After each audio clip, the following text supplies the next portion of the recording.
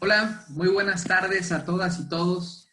Mi nombre es Jorge Corral y tengo el honor de ser el director ejecutivo de ASEM, la Asociación de Emprendedores de México, y de ACELA, la Asociación de Emprendedores de Latinoamérica, una red que hoy en día representa a más de 130,000 emprendedores en 11 países.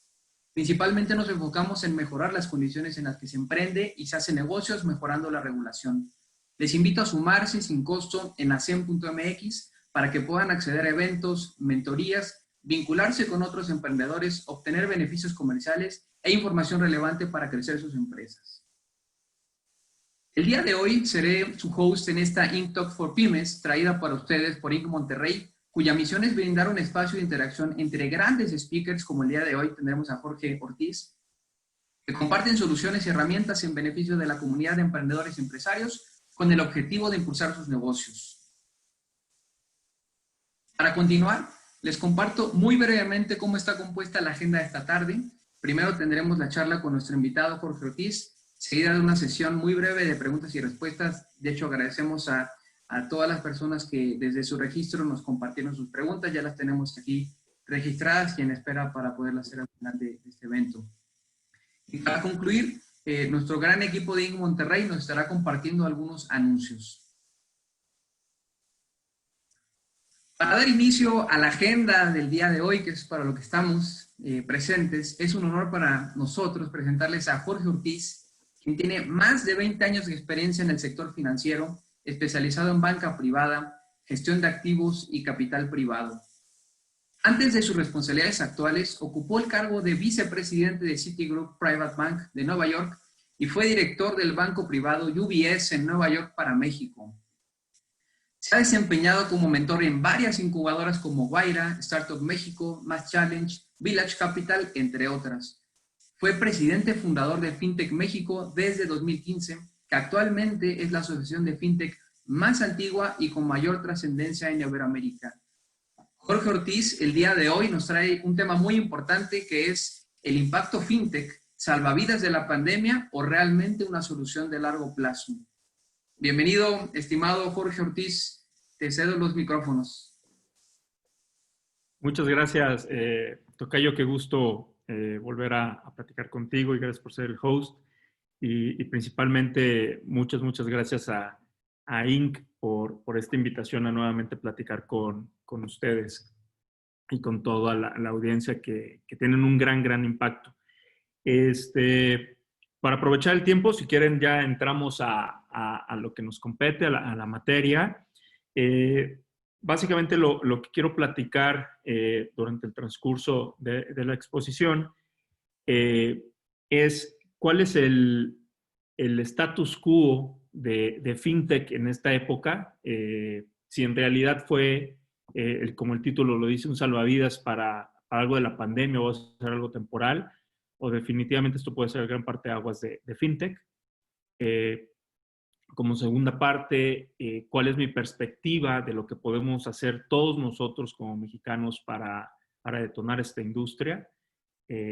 También platicar un poco de mitos y realidades de lo que es FinTech y de los impactos que tiene FinTech. Y desde luego estar abierto a todas sus preguntas, porque como yo lo he expresado en la gran mayoría de los foros, o desde hace 18 años que tengo el gusto de dar clase en el TEC de Monterrey y en otras universidades, lo importante es de que los que nos escuchan se ven algo de valor para ellos, aunque sea una pequeña duda que queda resuelta.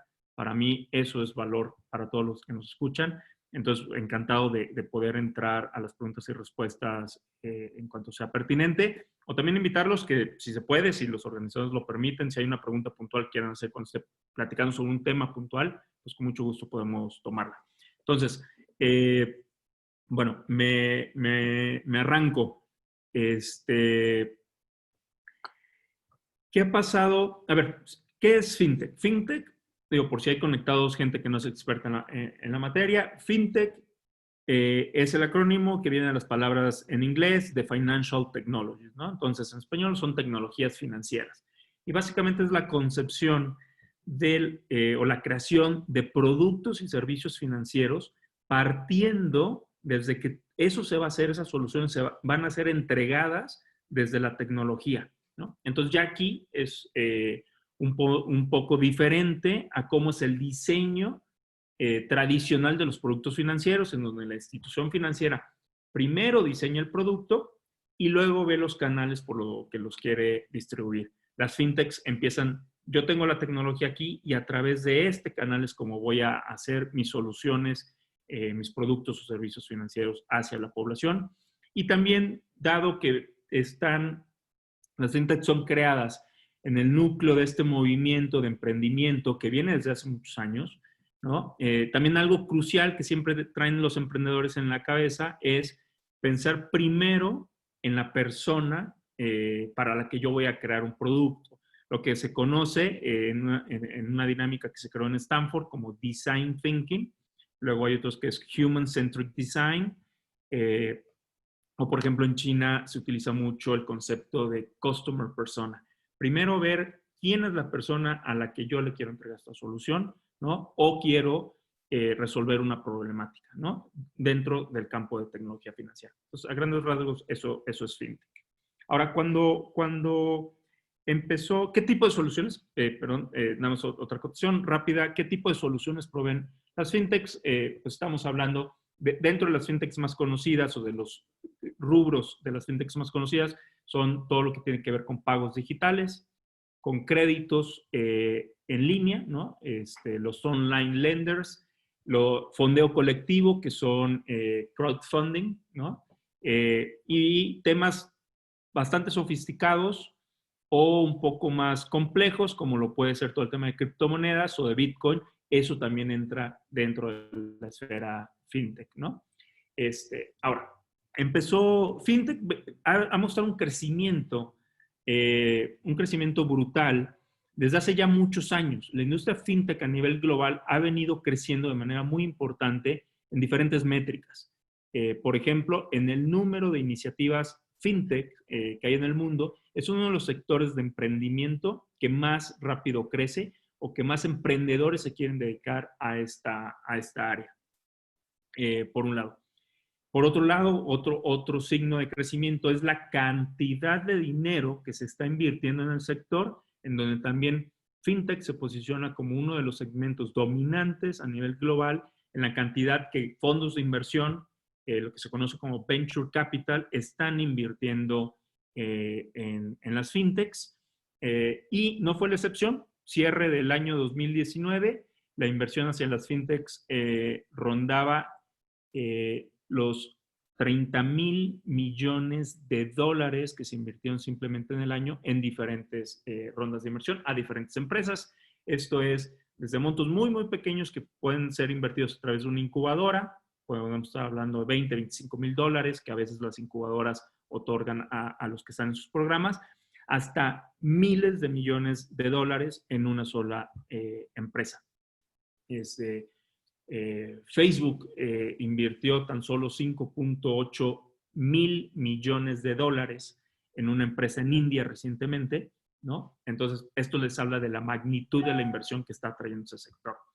En Latinoamérica específicamente, hemos visto también un gran número de iniciativas donde México y Brasil lideran básicamente por número de iniciativas fintechs en cada uno de estos países. México y Brasil están a la cabeza, obviamente siendo las dos economías más grandes de la región latinoamericana. Y las inversiones, hemos empezado a ver un incremento muy fuerte en inversiones hacia la industria fintech, ¿no? Atrayendo ya grandes fondos de inversión. En México, en Latinoamérica, ya hay presencia del fondo de inversión más grande del mundo, que es un fondo japonés que se llama SoftBank. Ya destinó para la región 5,000 millones de dólares para emprendimientos y la mayor cantidad de este fondo inclusive ha ido a iniciativas que tienen que ver con la industria fintech, ¿no? Entonces, en la región, en el mundo, en la región y en México, fintech se posiciona como un sector de alto crecimiento. Ahora, en el tema de la pandemia, desde que empezó todo el tema de la pandemia, por diferentes medios me empezaron a hacer preguntas sobre qué pensaba yo que si esto iba a ser un golpe negativo muy fuerte para la industria fintech, ¿no? Que si esto iba a acabar con este tipo de emprendimientos dado la pandemia, dado la restricción económica que se veía venir desde muy temprano dentro de la pandemia. Y yo desde ese entonces, reflexionando, pienso que no, que la pandemia va a ayudar a que realmente las fintechs que tienen una propuesta de valor muy bien definida, muy bien aterrizada y sobre todo que ya puede ser entregada a la población, esas fintechs, creo que este es el gran examen para la industria y esas fintechs van a salir muy, muy bien libradas, ¿no? Por el otro lado, aquellas fintechs que todavía no tenían un producto completamente bien aterrizado o que también, bueno, eran sueños de, oye, yo voy a poder crear el algoritmo inteligente, utilizando inteligencia artificial, utilizando blockchain, muchos de los mitos que se escuchan en la industria, pues estas fintechs, si realmente no tenían una propuesta de valor ya aterrizada, probablemente la pandemia los lleve a tener que cerrar operaciones, o bien vamos a ver repercusiones en un mediano plazo. Les pongo un ejemplo a lo que me refiero. Uno de los sectores y que inclusive ha sido de los que más ha estado solicitados dentro de FinTech son los créditos en línea, los créditos digitales, obviamente para poder apoyar y otorgar estos créditos, por ejemplo, hacia las MIPYMES. Si estas FinTechs fueron construidas con un buen algoritmo, ya sea que apliquen inteligencia artificial o el puro algoritmo matemático está calibrado de manera muy precisa, va a tener la oportunidad de detectar aquellos negocios, aquellos giros, aquel pequeño comercio que realmente sea susceptible de crédito, dado la data que se tiene, ¿no? Los datos que se tienen de ese negocio, va a poder hacer un análisis muy preciso y decir, oye, este negocio es digno de crédito y seguramente va a poder atravesar por esta crisis y luego poder hacer frente a poder pagar sus intereses y el capital, que es básicamente lo que consiste el poder hacer un crédito. Si una empresa no tenía bien calibrado este algoritmo y empieza a soltar dinero a aquellos negocios que no se puede detectar o no se podía detectar por su propio algoritmo, que van a fracasar o que van a tronar durante la pandemia, pues se van a meter en problemas porque otorgarán estos créditos y simplemente se convertirán en cuentas incobrables, ¿no? Entonces, la repercusión en algunos casos se puede ver de manera en muy corto plazo, pero seguramente habrá empresas que a mediano plazo empiezan a tener dificultades, repito, si es que no tenían una propuesta de valor importante. Ahora, ¿qué es lo que es esto? ¿No? Fue algo que yo comenté cuando empezaba la pandemia. Todavía es muy temprano para este giro, por ejemplo, detectar eso. Sin embargo, sí hemos visto que han tenido mucha actividad las empresas de crédito en línea o las crowdfundings, sobre todo de deuda. El mundo del fondeo colectivo se divide en varias categorías, básicamente en 4. Una de ellas es deuda, donde mucha gente acepta prestarle cantidades pequeñas hacia un comercio, pero la suma de todos esos que pueden hacer este préstamo pues interesante. También está el tema de crowdfunding de equity, ¿no? Los incrementos son brutales. Les pongo un par de ejemplos, pero donde más se está viendo de manera inmediata es, por ejemplo, en el horizonte de los medios de pago digitales. En Europa ya hay datos donde, por ejemplo, la demanda de hacer créditos, digamos, está el mundo del efectivo y todos los demás, ¿no? Que muchos de ellos son digitales, muchos de ellos son propuestos por fintechs, pero esa demanda se ha incrementado de manera brutal. Ya rebasó en algunos países donde todavía se pagaba más cosas con efectivo, ya básicamente ya rebasaron los pagos digitales a los pagos en efectivo. Es una tendencia que por razones obvias la gente tuvo que adoptar. Ya sea, por ejemplo, ¿por qué se da esta adopción? Una, por el confinamiento. Oye, pues estoy en mi casa, no puedo salir a hacer mis compras, necesito hacer compras online, en donde necesito poder hacer el pago de manera digital, o inclusive en los establecimientos físicos, ¿no? Lo que ha optado la gente es por hacer pagos sin contacto. Es decir, si pensamos que tener un billete en la mano y dárselo a una persona y recibir cambio por esa compra que estamos haciendo, pues conlleva el riesgo, primero, que yo pueda contagiar a la persona que está en el mostrador de la tienda, o dos, que esta persona, al darme el cambio, pues al darme monedas, al darme billetes, pues me puede también contagiar. Entonces la gente lo que hace es adoptar, ya sea desde un método ya desde hace muchos años establecido en la industria, que es mediante las tarjetas bancarias, simplemente por aproximación, acercarlo a una terminal y con eso poder realizar el pago, o sobre todo pues el uso ya de tecnologías desde el celular, en donde desde aquí puedo detonar los pagos con diferentes tecnologías, ¿no? Las tecnologías más reconocidas para esto es la tecnología NFC, que es Near Field Communication o comunicación por cercanía, Bluetooth, ¿no? Que todo el mundo más o menos utilizamos, y la que sin duda creo que ha venido a revolucionar el tema de pago son los códigos QR, ¿no? Donde escaneando un código QR te permite ya tener o realizar ese pago. Y bueno, los números principalmente de China es donde más de 1,000 millones de personas están inscritos en las aplicaciones chinas. Las fintechs más grandes del mundo son las fintechs chinas, que es Alipay y WeChat Pay, en donde, bueno, es brutal, ¿no? Todas esas tecnologías permiten hacer pagos sin tener ningún tipo de contacto físico en los comercios, ¿no? Entonces, les digo que ya empezaron a salir los números siempre, las estadísticas, los estudios siempre van retrasados por la misma naturaleza, pero ya empezaron a surgir números en donde se ha visto el incremento, no nada más en el número de operaciones, como mencionaba anteriormente, sino también en el monto de las operaciones. Inclusive gobiernos como el gobierno británico, como el gobierno francés, como el gobierno alemán, subieron los montos mínimos de operación. Algunas de esas operaciones están topadas a que para que no tengas que meter un PIN, podías transaccionar, por ejemplo, 30 libras. Bueno, esos montos se incrementaron a 50 libras. Si vemos, es un incremento del 66%, 50 sobre 30, en donde se ampliaron los montos para poder permitirle a la gente adquirir artículos con mucho más valor, ¿no? Ahora, entonces eso es lo que está dando durante la pandemia. Lamentablemente no podemos cantar victoria sobre esta pandemia. Ahora en la tarde estaba viendo que, por ejemplo, el resurgimiento de los casos en Texas se ha dado de manera brutal, ¿no? Entonces, donde el gobernador de Texas está pensando en nuevamente cerrar el estado.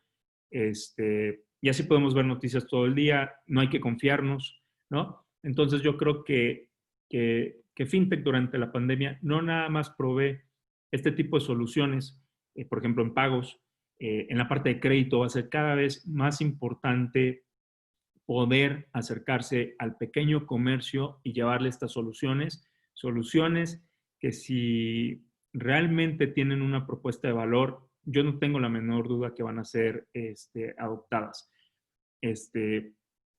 Repito, la adopción se está dando porque como ahora no te queda de otra, bueno, pues la gente que tal vez en el pasado, y en el pasado estoy hablando del mes de enero, todavía tenía duda para utilizar una de estas soluciones, tenía dudas que son muy comprensibles porque es algo de innovación y más en nuestro país como México, de poder tomar una tarjeta y, oye, pero ¿y si meto la tarjeta en esta aplicación, estará segura o no? ¿Qué uso harán de mis datos y demás? Bueno, pues la crisis dio ese pequeño empujoncito para decir, no me queda de otra, entonces la voy a probar.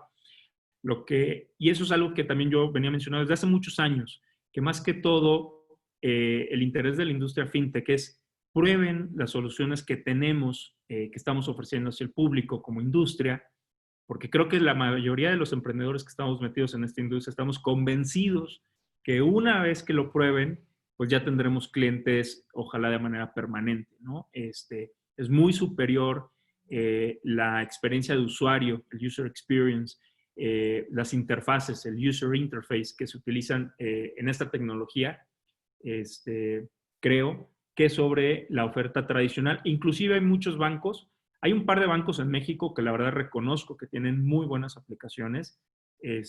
Sin embargo, todos los demás creo que todavía hay mucho esfuerzo por ahí que hacer.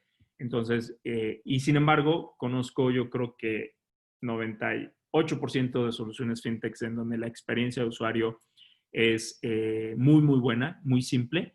Y tal vez no digo que no haya también oportunidades dentro del sector fintech de mejorar la experiencia de usuario. Entonces, se está dando este empujoncito. Espero yo que mucha de la gente que esté probando hoy en día las aplicaciones fintechs termine coincidiendo conmigo en el sentido de decir, oye, sí la probé, estoy convencido, estoy tranquilo. Algo muy importante que hay que mencionar, que un elemento fundamental es la tranquilidad de la gente, la confianza que la gente puede depositar en el uso de la aplicación y que conserve siendo un usuario de esa app en particular, hablando en términos generales, o por lo menos, oye, probé una aplicación, no me gustó mucho, pero ya vi lo que me conviene, los beneficios que trae para mí, cambio de app, pero bueno, que se mantengan en el mundo de la industria fintech. Entonces, hacia largo plazo, eh, hacia largo plazo, yo creo que sin duda la industria fintech en México va a seguir creciendo, no nada más por el número de iniciativas o número de emprendedores que están participando cada vez más en el ecosistema, sino también creciendo en el tamaño de las empresas, creciendo en los productos que se pueden ofrecer, en el número de operaciones que se están realizando y en los montos transaccionados. Creo que vamos a ver incrementos bastante fuertes en un futuro muy cercano. Y México no se va a quedar atrás de lo que es ya esta corriente o esta tendencia a nivel global, ¿no? Repito, para los que no están tan familiarizados con la industria, por ejemplo, en China, ¿no? Ya mencioné que hay más de 1,000 millones de usuarios de aplicaciones como WeChat, ¿no? Y los montos transaccionados, para que se den una idea, el último año en China se transaccionaron 42 trillones de dólares a través de estas aplicaciones. Básicamente WeChat y Alipay, que son las que dominan el mercado.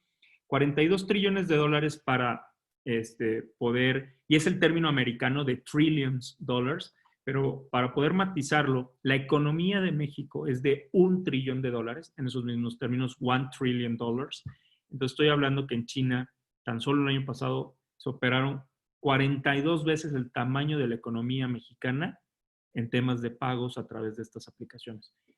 India es un país que viene creciendo, muestra las tasas de crecimiento más importantes, dado que China básicamente ya tiene un mercado maduro en el tema de pagos digitales, pero India viene creciendo a pasos agigantados por diferentes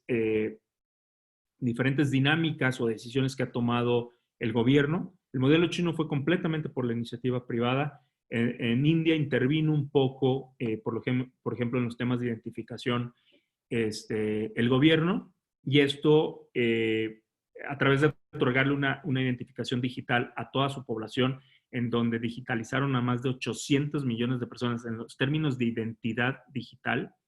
Esto dio paso a que una vez que ya te puedes identificar, ya puedes usar una aplicación y los pasos la tasa de crecimiento es agigantada en China.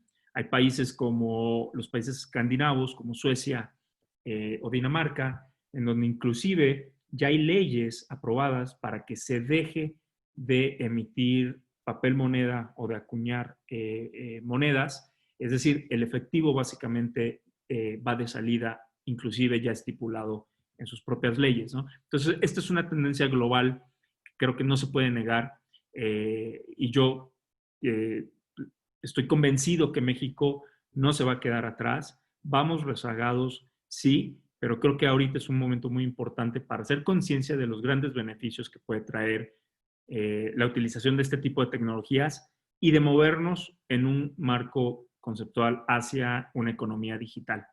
Entonces, hacia la última parte de hacia dónde vamos o qué debemos hacer, yo creo, hoy en día estoy trabajando espero yo ya en el borrador final de un libro, que más que el afán de publicar un libro, es poner sobre la mesa propuestas concretas de política pública fintech.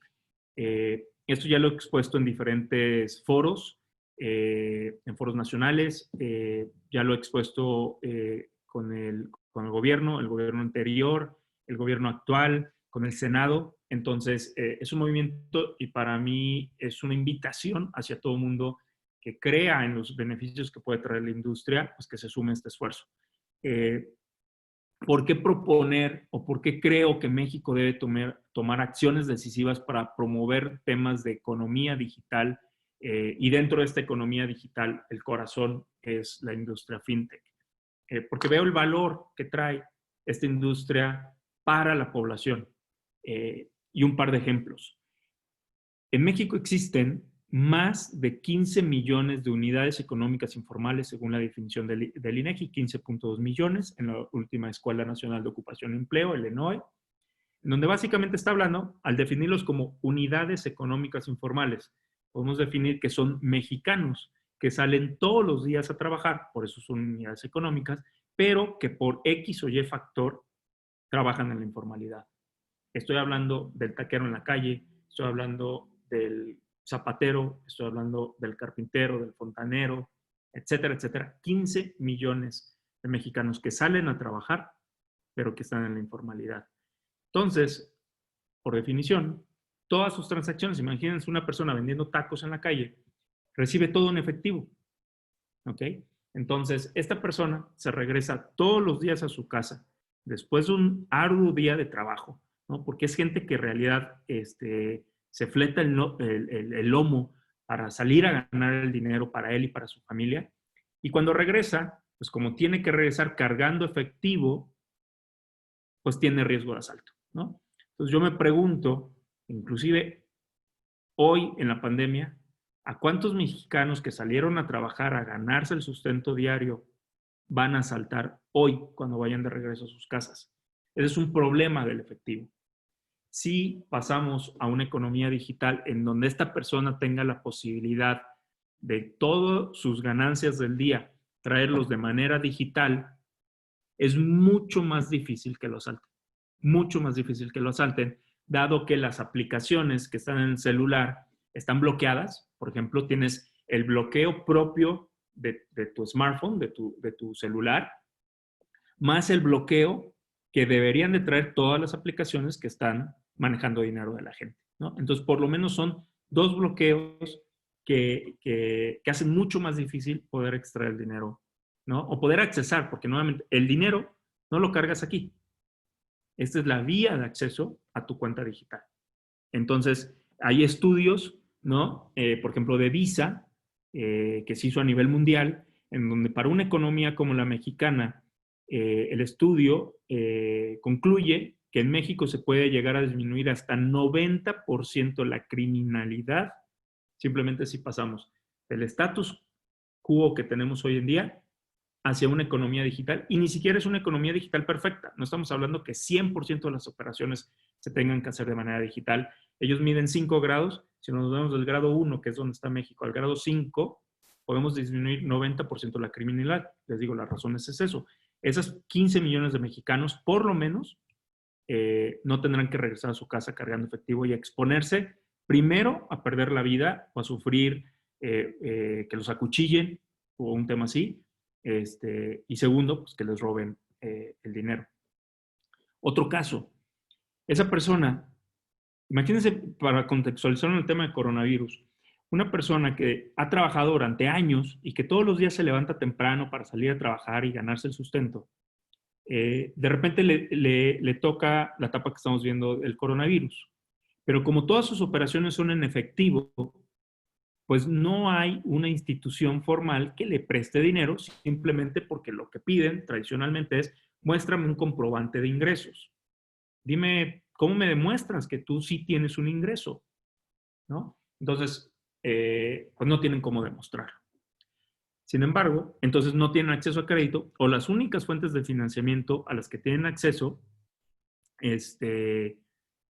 son los llamados agiotistas, ¿no? Personas que les prestan unas tasas desproporcionadas y que muchas veces se terminas metiendo en otro problema al acceder a este tipo de préstamos, ¿no? Problemas donde tal vez tú pediste algo porque tienes una urgencia, tienes una necesidad, se te enfermó un hijo, ¿no? Entonces, ¿qué vas a hacer? Pues vas a pedir prestado a la tasa que te presten, ¿no? Sin embargo, luego tal vez no puedes hacer frente a pagar tus intereses. Estos intereses se vuelven parte del capital, generan más intereses y la deuda, tal vez una deuda modesta de 10,000 pesos, de 20,000 pesos, se convierte en una deuda impagable, en donde terminas perdiendo muchas veces los pocos bienes que tal vez tenías, tu microondas, tu refrigerador, tu casita, tu sala, y hay muchas familias que lamentablemente se ven metidas en este tipo de problemas simplemente por no tener acceso a una fuente de financiamiento formal. Sin embargo, ¿no? Si ese mismo taquero cobra cada taco que vende a través del celular, todas esas operaciones se van registrando. Entonces, él hace un historial de todos sus ingresos y el día que tenga una necesidad, por ejemplo, hoy en día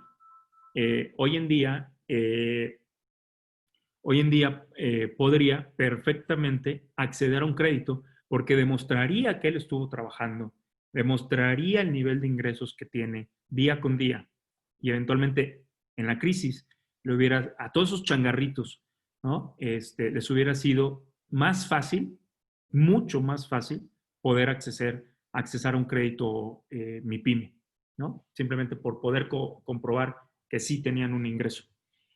Además, lo que te permite la tecnología no nada más es ver el histórico, que eso es lo que hacen las instituciones financieras tradicionales. Yo fui banquero muchos años.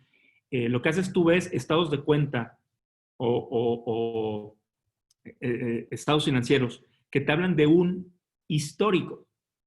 Lo que te permite la tecnología, tú analizas ese histórico, das un crédito, pero también puedes ver la utilización hacia el futuro de ese dinero. Es decir, si una persona te está pidiendo hoy dinero, oye, ¿cuál es el motivo por el que quieres dinero? Oye, pues que necesito pagar mi nómina. Y ves que eventualmente, una vez que tú le depositas el dinero, él empieza a hacer depósitos a su personal, pues está diciendo, está utilizando el dinero para lo que me lo pidió. Si tú le prestas a una persona y de repente ves que lo primero que hace es ir a comprar cerveza, pues probablemente puedas determinar que no está haciendo buen uso de el para qué te pidió el dinero. Entonces, un poco también de poder ver hacia dónde se está utilizando el dinero y que sea el uso que corresponde. No digo que no puedas pedir un crédito, pero oye, me quiero ir de vacaciones, quiero pedir un crédito, perfecto. Y ves que la persona se va de vacaciones, está muy bien, pero que no te diga que lo quiere para un crédito productivo y que de repente ves que lo utiliza para otra cuestión, ¿no? Entonces, la tecnología también te permite hacer, mediante el uso de Big Data, todo ese análisis y mejor control de tus riesgos. Y si podemos controlar los riesgos, podemos pasar a tasas mucho más baratas.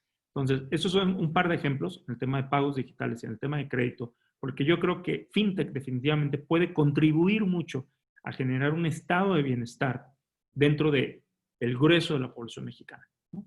Entonces, parte de lo que nosotros estamos proponiendo, ya para terminar con el tiempo y luego pasar a preguntas, es la creación de una política pública FinTech amplia en donde se considere todos los aspectos que puede tomar el gobierno mexicano desde el ámbito federal, estatal, municipal, es decir, a todos los niveles de gobierno para impulsar esto, ¿no? Como por ejemplo, les pongo un par de ejemplos de lo que estamos proponiendo dentro de la política. Habilitar todo el transporte público para que pueda ser pagado a través de esta tecnología. ¿Por qué? Porque este taquero que perfectamente puede salir a vender tacos y cobrar todos con tan solo poner un QR impreso en un papel enfrente de su canasta de tacos, él eventualmente va a decir, oye Jorge, pero yo necesito cambio. ¿De dónde? ¿Cómo saco yo mi dinero? Oye, ¿para qué quieres ahora efectivo? ¿Para qué quieres regresar a ese mundo efectivo?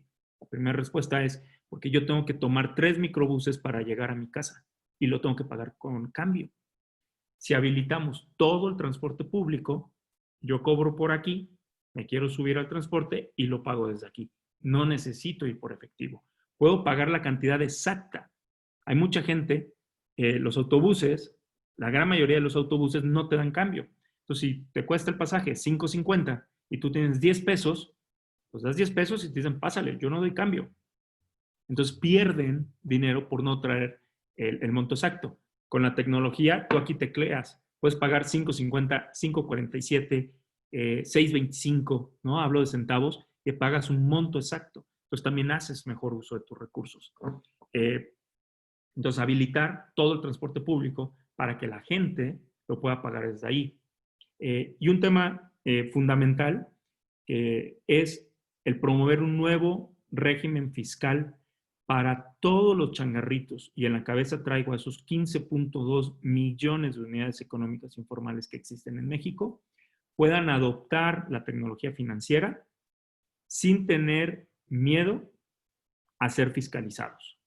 Le llamamos el régimen de incorporación digital, el régimen de incorporación digital, en donde se está poniendo sobre la mesa que todos aquellos comercios informales que adopten una plataforma para poder recibir el pago de sus productos, no tengan que darse de alta en Hacienda, porque es un trámite sumamente engorroso. Si ustedes lo han hecho, es un trámite sumamente engorroso el ir a sacar tu RFC. La plataforma podría avisar al gobierno, oye, esta persona ya tiene una plataforma digital, pum, ya es formal. 2, no presentar una declaración mensual, bimestral o anual, porque también es sumamente engorroso. No nada más esto te conlleva contratar un contador, sino estar enviando documentos, estar enviando estados de cuenta, estar enviando notas, facturas. Esto lo puedes pagar en efectivo, esto no. Es muy engorroso. Y 3, que la tasa de impuesto de estos nuevos contribuyentes sea 0. Es decir, que no vean mermado su ingreso. Y hoy en día toma mucho más relevancia ante la crisis económica que estamos viviendo y que vamos a vivir, porque la crisis económica todavía no se siente. El golpe económico viene todavía en el mediano plazo. Que no vean mermado su ingreso. Que sea una tasa 0 hasta cierto límite de ingreso, no pagarían impuesto. Entonces, con esto, creo que es una solución para invitar a estos 15 millones de comercios a que se unan a la economía digital, que exploten los beneficios de la economía digital, es decir, que no sean asaltados o tengan el riesgo de ser asaltados todos los días, que puedan tener acceso a crédito barato. Estos créditos baratos hoy en día les va a ayudar para salir de esta crisis. Y cuando empiece a levantar la economía, les va a ayudar para pedir créditos, créditos productivos, que ellos puedan invertir en sus negocios y crecer sus negocios. Entonces también esto lo que va a llevar es la creación de un estado de bienestar mediante la movilidad social, que este pequeño changarrito, en lugar de tener un puesto de tacos, al rato tenga 2, al rato tenga 10, al rato sea el rey del taco y que se convierta en un gran empresario. Debemos de pensar entre todos que lo que más nos conviene como país es tener esta movilidad social, poder llevar a todo ese extracto social bajo a una clase media fuerte, sólida, que es en lo que sostienen las grandes economías del mundo. Estados Unidos mantiene el 80% de su economía, el 80% de la economía de Estados Unidos se mantiene por el consumo interno, por la clase media que tiene, tan robusta, tan consolidada, es el motor de la economía americana y es la nueva gran receta de la economía china.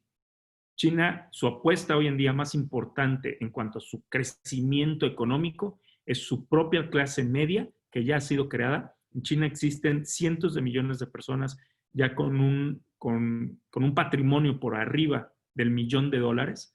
Entonces, es una clase media fuerte, robusta y en crecimiento. Y entonces la nueva apuesta, están muchos documentos, la nueva apuesta del motor económico chino es su propia clase media y esto ha sido obviamente muy tradicional en Europa desde hace muchos, muchos años. Entonces México debería aspirar a poder mover a esta gente desde la pobreza, salir de la pobreza y que eventualmente pueda integrarse a una clase media. Y esto es para el beneficio de todos los mexicanos. Yo el negocio que tenga, me va a ir mejor, voy a vender más si hay más gente que me compra. Entonces esa es la receta. Entonces creemos que a través de la aprobación de un régimen de incorporación digital en donde ayudemos a los más necesitados en el sentido que no paguen impuestos y que les sea fácil adoptar estas tecnologías, vamos a avanzar todos como país. Entonces, bueno, creo que que estoy en tiempo, me dijeron 35 minutos, empecé a las 7:05, a las 7:05, a las 17:05, son 17:40. Tocayo, te cedo la voz. Muchas gracias, estimado Jorge Ortiz, por este valioso contenido y pues es muy importante conocer estas perspectivas que nos compartes, ¿no? Realmente valioso conocer las perspectivas a nivel México, Latinoamérica y a nivel global, que de hecho hay muchas preguntas en este sentido y justamente con esto vamos a pasar a la ronda de preguntas y respuestas y a los asistentes les invito a que puedan escribir directamente en el chat las consultas que tengan. Ya tenemos registradas los comentarios y las preguntas que nos han mandado a lo largo de esta participación de Jorge Ortiz. Y bueno, si les parece bien, vamos a comenzar por todas las preguntas que nos compartieron desde que se registraron, ¿no? Y probablemente, Jorge, algunas de estas preguntas ya respondiste parcialmente durante tu participación, pero en respeto a que pues los asistentes también las registraron, voy a permitirme leer cada una, ¿no? Entonces, la primera pregunta es de Marcela Pulido y dice así: ¿los dueños de los bancos al final seguirán manejando el negocio y serán los dueños del fintech? No, o no debería de suceder. Son dos industrias separadas y los bancos tienen grandes ventajas. O sea, no es una guerra entre las fintechs y los bancos. Son simplemente instituciones con finalidades diferentes. Para mucha gente, si a mí me permiten darles un consejo en que, oye, me voy a un banco o a una fintech, pues yo vengo de la industria financiera, digo, hace 10 años que regresé de Nueva York, pero ahí hice mi vida profesional y ahora estoy en el mundo fintech. Para muchas personas, una sucursal bancaria, o sea, el tema es que la gente esté tranquila. Entonces, si tu tranquilidad es ir a una sucursal bancaria y hacer tus trámites ahí, pero tú vas a salir de hacer ese trámite, que a veces te va a llevar 2 horas o 3, pero vas a salir tranquilo, mi recomendación es, ve a la sucursal, ve a tu banco, si te va a dejar intranquilo utilizar una aplicación fintech. Para las personas que confiamos en la tecnología, que sabemos que todos nuestros datos, nuestras tarjetas de crédito y demás están completamente protegidas por aquellas aplicaciones fintech serias, y para esto ya hay una ley, ¿no? Todas las aplicaciones fintech que manejan dinero son reguladas por la ley fintech.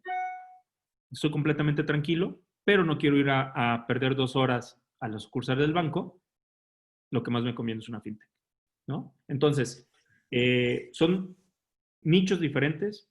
Sí hay algunas áreas que se entrelazan, ¿no? Y ahí es donde habrá competencia. Los bancos no deben de terminar siendo los dueños de las fintechs. E inclusive las fintechs hoy en día a nivel mundial son mucho más grandes que los bancos. Les doy un dato. Uno de los grandes bancos más admirados del mundo es Goldman Sachs. Es un banco de origen en Nueva York que hace operaciones muy, muy complejas, ¿no? O JP Morgan, por ejemplo, ¿no? El valor de Alipay, del brazo fintech de Alibaba, o sea, no de Alibaba total, nada más del brazo fintech de Alibaba, que es Alipay, es 2 veces mayor que el valor de Goldman Sachs. Es un banco que, aparte de estar considerado de los mejores en su tipo, lleva más de 100 años en operación. Y Alipay, que básicamente su gran empuje nace después del 2014, es decir, 6 años de existencia. Bueno, Alipay podría comprar Goldman Sachs, porque vale 2 veces más que Goldman Sachs. Entonces, hay fintechs, WeChat, ¿no? PayPal, hay fintechs ya muy, muy grandes. Entonces, no es un tema que los bancos van a terminar siendo dueños de las fintechs. En México apenas estamos escribiendo esa historia, pero definitivamente yo creo que hay fintechs muy, muy ya importantes. Ojalá haya más fintechs mexicanas, pero déjenme también concluyo se acaba de anunciar la alianza entre el segundo banco más fuerte de México, que es Banorte, con Rappi. Que Rappi, si bien no es puramente fintech, tiene un brazo fintech importante y se sostiene en una fintech mexicana que compró de un gran amigo mío, de Martín Mejía, que compró el año pasado, y anuncian una alianza conjunta, ¿no? Entonces, creo que ese es uno de los mejores caminos que debemos de tomar. El aliarnos entre los bancos y las fintechs para otorgar mejores servicios financieros a la población. Muchas gracias, Jorge. Oye, nos están llegando muchísimas preguntas. Muchas gracias a todos por su participación. Y bueno, ahí vamos a tratar de recorrerlas todas porque ya son 17 preguntas. Entonces, vamos a tratar de hacer las respuestas un poquito más breves, estimado Jorge Ortiz. Claro. Ahí te va la segunda, por parte de Emilio Herrera. ¿Qué opinión te merece la seguridad de las fintech, considerando que hay poca regulación? ¿Qué avances importantes hay? No hay poca regulación. La ley FinTech ya tiene 2 años de existencia. Salió muy estricta, mucho más estricta de lo que esperábamos en el ecosistema. Entonces, no hay poca regulación. Hay que considerar que la ley FinTech mexicana fue la primera ley FinTech del mundo. Entonces, también hay que reconocer que fuimos vanguardistas. Pero no hay poca regulación. Es muy estricta. Casi formar una FinTech hoy en día en México, de las que mueven dinero, ojo, no todas las FinTechs tienen que ser reguladas. Si quieren, ahorita pongo un par de ejemplos, pero las que tienen la responsabilidad de mover el dinero de la gente están muy bien reguladas y también estarán supervisadas, que son 2 cosas diferentes. Primero, regulada, para que tengas tu permiso tienes que cumplir con todo esto. Y luego, las autoridades te van a estar vigilando que no hagas cosas malas. Hay bancos que han hecho cosas malas. Hay otro tipo de instituciones financieras que han hecho cosas malas. Entonces, no quiere decir que los bancos no hacen cosas malas y nada más las fintechs, pero sí hay mucha regulación. Entonces, yo creo que el público puede estar muy tranquilo en que están siendo reguladas y supervisadas. Perfecto. Roldán Beltrán nos pregunta si conoces algunas startups fintech que trabajen en seguros online. No sé si puedes mencionar las 2, máximo 3 que Mira, todo lo que es el tema InsurTech, ¿no? En México es relativamente muy temprano. Hay algunas soluciones, pero vienen de los bancos, las que yo conozco, que no digo que sean malas, ¿no? Pero en México todavía hace falta mucho más innovación en el campo de InsurTech, que es como se conoce este segmento, que yo lo catalogo bajo de las fintechs. Por ejemplo, España tiene muchísimas propuestas sobre InsurTech, ¿no? Excelente, muchas gracias, Jorge.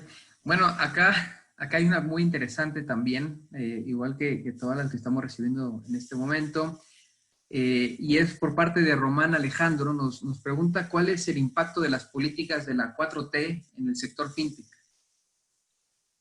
Mira, no están siendo las adecuadas porque creo que hay una mala comunicación, para empezar, ¿no? Les pongo un ejemplo, el tema de CODI, ¿no? Se habla mucho, pero de lo que se habla no es de una economía digital, no se habla de un ecosistema digital, básicamente se habla de bancarizar más a la población. Entonces, para mí es una estrategia equivocada de comunicación, por un lado. Luego también hay ciertos mensajes en este mismo sentido de comunicación, como por ejemplo se anunció a finales del año pasado que todas las operaciones que fueras a hacer con tarjeta quedarían inmediatamente fiscalizadas en el sentido de que ibas a recibir una factura de inmediato, lo cual es un mecanismo muy bueno, pero la comunicación fue muy mala, dado así que ni siquiera se ha implementado.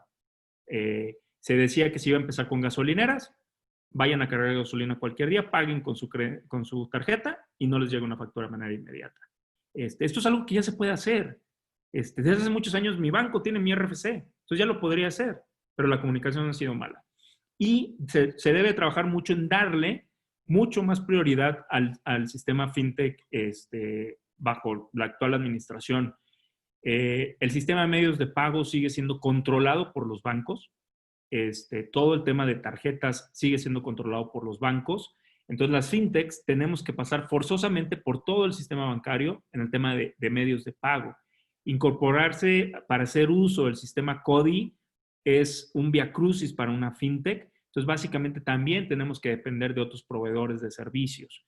Entonces, creo que no se han tomado las medidas necesarias y es parte de lo que estamos proponiendo también en esta propuesta, en este libro de política pública fintech, ¿no?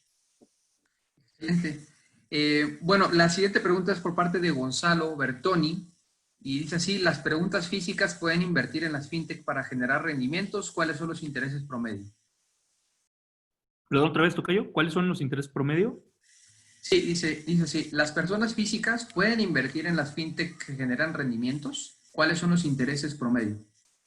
Mira, no hay una tasa de interés promedio, ¿no? Y ojo, ninguna institución financiera tiene permitido poder garantizarte un rendimiento, sea un banco, sea una Afore, sea una fintech. Entonces, ojo, un consejo, si ustedes ven garantizado, yo dudaría mucho de la seriedad de esa institución porque está prohibido por ley garantizar rendimientos. Tú puedes estimar rendimientos, pero no se puede garantizar. La palabra garantizar es un gran elemento. Y no hay una tasa promedio. Inclusive todavía en los bancos puedes encontrar más estandarización. En las fintechs, en donde tú puedes obtener un rendimiento, por ejemplo, son las crowdfunding, en donde hay un proyecto, ¿no?, que va a apoyar mucho, por ejemplo, un emprendedor, Jorge Corral lo conoce perfecto, ¿no? Donde se le va a hacer, por ejemplo, este préstamo, si hablamos de interés. ¿Qué tasa te va a pagar? Una, depende qué tanto riesgo tenga ese proyecto. A mayor riesgo, la tasa debería ser mayor porque compensa ese riesgo. Y bueno, y por otro lado, que también el emprendedor lo pueda pagar, ¿no? Entonces, vas a encontrar en el mercado tal vez ofertas desde tasas muy modestas, pero probablemente con poco riesgo. Pero creo que actualmente en las fintechs vas a encontrar en este tema de crowdfunding tasas un poco más altas porque todavía conlleva mucho riesgo, ¿no? Pero no hay una respuesta, no es porque no la conozca, sino porque conozco el ecosistema, tienes que ir caso por caso. Si yo invierto a través de esta fintech, más o menos qué me promete y analizarlo. Analicen muy bien esas propuestas. Gracias, Jorge. Digo, ahí por ahí para Gonzalo, comentarle y complementando también la respuesta de Jorge Ortiz. Por ahí hay dos casos que están sonando mucho recientemente y no es ningún comercial. Pero es el de Cubo Financiero, con K se escribe, Cubo Financiero. Y también yotepresto.com, que bueno, Cubo trabaja sobre un esquema de rendimiento fijo, ¿no? Es variable en Yo Te Presto porque, como dice Jorge, tiene que ver con el nivel de riesgo. Pero bueno, sería interesante que las puedan conocer y entiendo que, por ejemplo, los rendimientos deben de estar, dependiendo de la cantidad de inversión en Cubo, seguramente del 6 al 12%, ¿no? Dependiendo de la cantidad y el tiempo. Y en Yo Te Presto es un poco más alto, pero porque implica un poco más riesgo, ¿no? Digo, habría que revisarlo, te invito a Gonzalo a hacerlo, pero debe estar en hasta 14, 15% y por ahí con un programa de garantías que acaban de lanzar, quizás se eleva un poquito más, ¿no? Pero son los dos casos que me parecen también muy interesantes.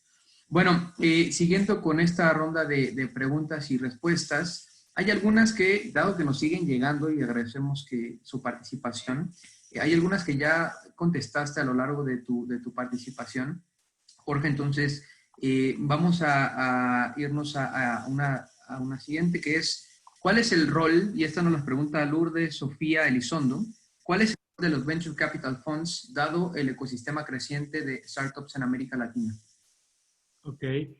Es muy importante porque este tipo de fondos, desde su creación, son diseñados para, con ese apetito de riesgo. Y riesgo, ojo, es algo muy natural. Cuando tú estás empezando cualquier tipo de negocio, pues hay un riesgo de que no te funcione.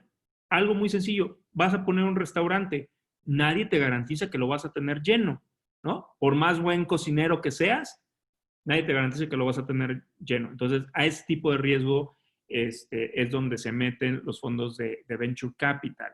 Lo que sí creo es que la industria de Venture Capital en México ha venido creciendo de manera interesante, tuvo un apoyo muy importante en la administración pasada a través del INADEM, pero se viene a revolucionar con la entrada de jugadores internacionales como el que mencionaba, por ejemplo, SoftBank. Es un fondo que trae 100,000 millones de dólares a nivel global. Para Latinoamérica destinó 5,000 millones de dólares y es un fondo muy dinámico, muy rápido. Entonces, la industria de Venture Capital en México ahora tiene competencia muy fuerte, muy profesional, muy grande. Entonces, yo creo que vamos a ver un cambio en donde se va a ver sobre todo que la dinámica, la toma de decisiones va a ser mucho más ágil, más rápida por parte de los fondos y donde no van a pedir tantas garantías al emprendedor para invertirle. En Silicon Valley se creó un término que se llama FOMO, Fear of Missing Out, en donde hace mucho tiempo este tipo de fondos llegaba a Facebook y decían, no, pero ¿qué intentas hacer? Que una red social, no lo entiendo. Imagínense cuando Facebook está apenas despegando. Entonces hubo inversionistas que por no entenderle a la propuesta, no le invirtieron. Entonces ese es el fear of missing out, es el miedo a quedarte fuera de una gran inversión. Entonces esto hizo que se revolucionara la toma de decisiones desde estos fondos. Entonces yo creo que en México vamos a ver todavía este dinamismo acelerarse, repito, por la entrada de muchos participantes, pero obviamente el más relevante o el más grande a nivel mundial, que es SoftBank. Gracias, Jorge. Javier García nos pregunta si existe un ranking de fintechs. Digo, habría que ver el ranking en base a qué, pero no que yo lo conozca. Hay un mapa, hay un par de mapas donde puedes ver qué fintechs existen, pero no que te diga, esta es la fintech más grande y demás. Y las empresas más grandes en Latinoamérica dedicadas a fintechs, curiosamente no son fintech puras, y me refiero, por ejemplo, a Mercado Pago y a Rappi, que tienen una vertiente fintech, pero no son fintech puras. Entonces, pues si tú ves el tamaño de Rappi, pues también vas, o sea, sus números te van a hablar, o sea, oye, ¿cuánto gana Rappi? Pues sí, pero lo tienes que los envíos, que los favores, que todos los servicios que tienen, ¿no? Entonces no son fintech puras, las más grandes. Y las que son fintech puras, tú mencionaste un par, aparte de unos grandes amigos como Vicente Fenol de Cubo Financiero, ¿no? Luis Rubén de Yo Te Presto. No hay un ranking, ¿no? No hay un ranking, por lo menos que yo conozca, hasta la fecha. Sería muy interesante. Ahí para Javier García, que nos hizo esta pregunta, probablemente le recomendaríamos googlear el radar de Finovista, ¿no? Ahí puedes ver diferentes empresas que pueden ser interesantes, ¿no? Exacto. Finovista con doble N, ¿no? Finovista con doble N. Si lo están buscando, ¿no? Bueno, vamos a continuar con las últimas preguntas y aquí sí estamos seleccionando las últimas para no pasarnos todavía más del tiempo. Hay muchas preguntas, Jorge, sobre este régimen de incorporación digital que comentaste. Hubo muchas inquietudes sobre el tema impositivo, ya lo dejaste claro que sería topada en una tasa cero hasta cierta cantidad de ingresos, lo cual resuelve gran parte de estas preguntas que nos hacían. Pero hay dos que me parecieron muy interesantes, y es que ¿en cuánto tiempo estimas que dichas leyes y sobre todo este régimen en particular puedan aprobarse? Mira, todo depende de un tema de voluntad política. Les puedo adelantar porque esto para mí es un tema de actividad pública. Yo no me dedico a la política, sin embargo, no voy a quedar con las ganas como mexicano de hacer una propuesta, y si es buena, empujarla, si es mala, desecharla. Pero hay interés por parte del Senado, me lo acaban de expresar inclusive hace rato. Hay interés por parte de ciertas autoridades que conocen el planteamiento y dicen, Jorge, tiene pies. Entonces, ¿en qué tiempo? Yo ojalá haya la voluntad política para aprobarlo lo antes posible, porque repito, este es un régimen que aparte va mucho con el discurso presidencial, y no estoy en tela de juicio ante el gobierno, porque no me invitaron a hablar de eso. Pero el discurso presidencial de la actual administración es no nuevos impuestos y primero los pobres. Si realmente ese discurso es cierto, primero los pobres, bueno, hagamos que no asalten a 15 millones de mexicanos que salen a trabajar todos los días. Ayudémosle con que no mermarles sus ingresos, que lleven ese ingreso íntegro a sus familias. Cuando ellos crezcan, créanme, nos va a ir mejor a todos los mexicanos. Entonces, es una cuestión de voluntad política. Se podría aprobar de manera extremadamente rápida. Perfecto, pues muchas gracias, Jorge, por todas estas respuestas que nos has compartido. Y bueno, vamos a continuar con el programa del evento ya para cerrar. Les quiero invitar a escribir al correo de contacto. Este es el correo para que lo puedan apuntar. Es contacto@incmonterrey.com, que pueden ver en la pantalla. por si tienen alguna duda adicional sobre este tema y también por si desean contactarse directamente con Jorge Ortiz, esta va a ser la vía para poderlo hacer. Y los invito a que no se vayan, ya que Ivonne del gran equipo de Inc. Monterrey nos va a compartir las grandes oportunidades que ofrece precisamente Inc. Monterrey para todos ustedes. Adelante, Ivonne. Muchas gracias a nuestros invitados de hoy, a los dos Jorges. Buenísima su participación, les agradecemos mucho de parte de todo el equipo de Inc. Monterrey que hayan estado aquí el día de hoy con nosotros. Y bueno, sí, con nada, como les decía Jorge, pues quiero mostrarles dos invitaciones muy buenas que la primera es Startup México en Monterrey. Te invitan a participar en el Entrepreneurship World Cup, que más que una simple competencia es una experiencia que va a llevar tu idea al siguiente nivel para que puedas ganar hasta $1 millón en premios. Hay premios también efectivos muy interesantes. Y bueno, y otros grandes premios mundiales también como herramientas y mentorías con valor superior a los $25,000. Y esto, bueno, pues te puede ayudar a escalar tu idea de manera global. Así que si tú, emprendedor o emprendedora, se encuentran en cualquiera de las fases, ya sea inicial o de idea o están en una etapa de crecimiento, los invitamos a postularse y conocer pues todo esto, todo este mundo de lo que es el GEN y el Entrepreneurship World Cup. Además, los quiero invitar a que mañana no se pierdan en punto de la 1 de la tarde, donde Ana María Torres, la directora del Entrepreneurship World Cup, del Global Entrepreneurship Network, nos hablará sobre esta nueva iniciativa en México y bueno, pues todas las dudas que puedan llegar a tener sobre cómo participar, sobre qué es lo que implica. Y bueno, y otra cosa que también les quiero comentar es que, bueno, la próxima semana vamos a tener una increíble InTalk en alianza con Enlace, este próximo martes 30 a las 5 p.m. con Ricardo Blancarte, quien es cofundador de tiranosaurio.com y mentor también Enlace, que nos presenta el tema de 0 a 100,000 seguidores en menos de un año. Entonces los esperamos. Y así como y mucho más, los quiero invitar a conocer las oportunidades que Inc. Monterrey ofrece para toda la comunidad emprendedora. No se olviden también de visitar incmonterrey.com, en donde puedan encontrar contenido digital de muchísimo valor de nuestros grandes speakers como los invitados del día de hoy, aliados y agentes del ecosistema emprendedor de México y Latinoamérica. Muchas gracias, Jorge. Al contrario, muchas gracias por la invitación. Un gusto estar aquí con ustedes. Muchas gracias, Jorge Corral, por llevar la guía de esta tarde. Pues muchas gracias a ustedes y de nuevo muchas gracias, Jorge Ortiz, por acompañarnos el día de hoy.